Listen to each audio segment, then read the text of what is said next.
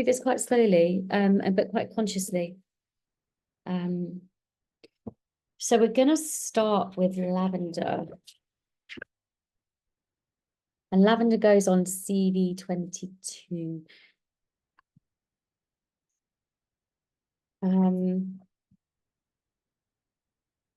It's English lavender that we're using. And CV22, conception vessel 22 or Ren 22, is a window point in Chinese medicine. Now, windows are things that we can look out of. They give us vision for what's possible for ourselves. This point, I was taught it as heaven rushing out, but it's also known as celestial chimney or celestial spring or celestial window. Chimney, because it's on the throat. This is a point where we're connecting with the lungs, but also it's the chimney between the heavens and the earth. It's this point. If this represents the heavens in Chinese medicine, the head does, then this is the chimney that connects it all down. But a spring in Chinese medicine is a source of energy and pure cleansing water. And so a celestial spring, as you might imagine, is really a really rather lovely place to be. So yeah, as a celestial window. And I'm going to just invite you to, I'm going to show you where the point is. We'll sit with it together for a few minutes and then I can tell you a little bit. Then I'm going to ask you a question to write around. And then I'll tell you a little bit more about this point. So CV22, it's on the throat. So inferior to the cartilage here. So here is the hyoid bone, and then you've got the cartilage. So it's just under there. It can feel a bit horrible to touch. But your cartilage sort of ends, there's a sort of end point. People don't enjoy having this needle done like that, but I do it anyway. It can be nice just to massage this point, but we're going to use, so you can either come up from the suprasternal notch and feel it under there, or you can come down to where the cartilage stops, however you prefer to locate it. So if you just like to get your lavender,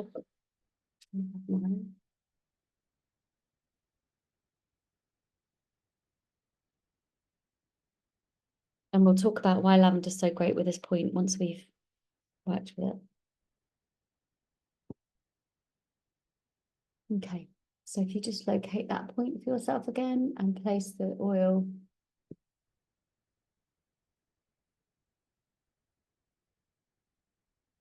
And as always, it's as light a touch as you can.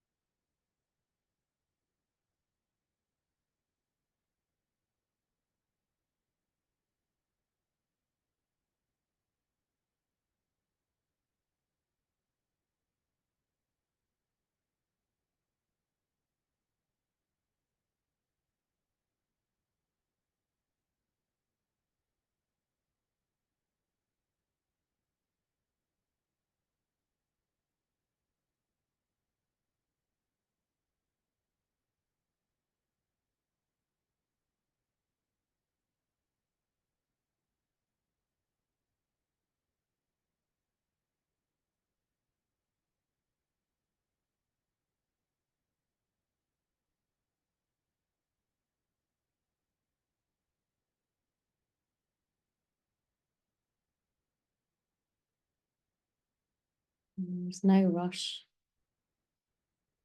But when you've finished working with this point and this oil, I'd just like to invite you to jot down the ways in which you express yourself in your life, particularly how you express yourself creatively. You know, whether that's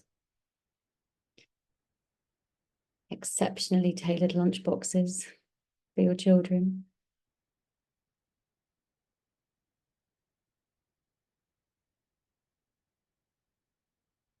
beautifully handwritten notes, painting.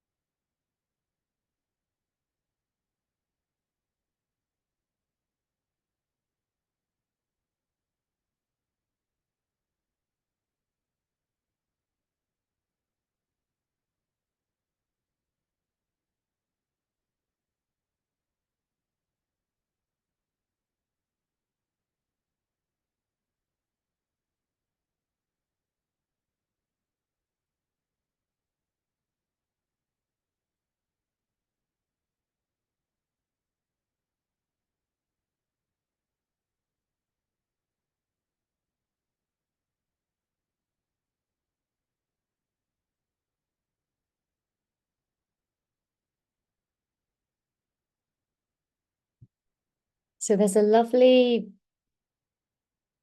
lavender is perhaps an oil many of us know or feel we know quite well. It's one of those sort of store cupboard oils. It's used for all kinds of things. We know it's incredibly calming. It's a very giving plant, and it's probably one of the most versatile oils that we have. It's also liked by more people than not, although some people really don't love it. But we do know that it's mostly, calming and gentle. And my teacher always called it the everyday healer because it does so much. There is a very... So I'm going to talk about the point now, and then talk about why lavender is so useful at this point, or for this point. So this point, celestial window, it's around the fifth chakra, and it's really associated with our ability to self-express and to express ourselves creatively. And it's really associated with speech. So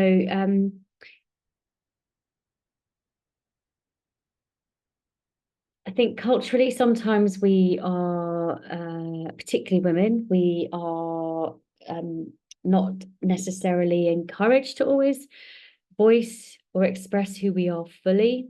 We're too much, too loud, too aggressive, to whatever. And also, depending on our family of origin, our parents or the caregivers we grew up with, and if your parents, you may have experienced this from the other side.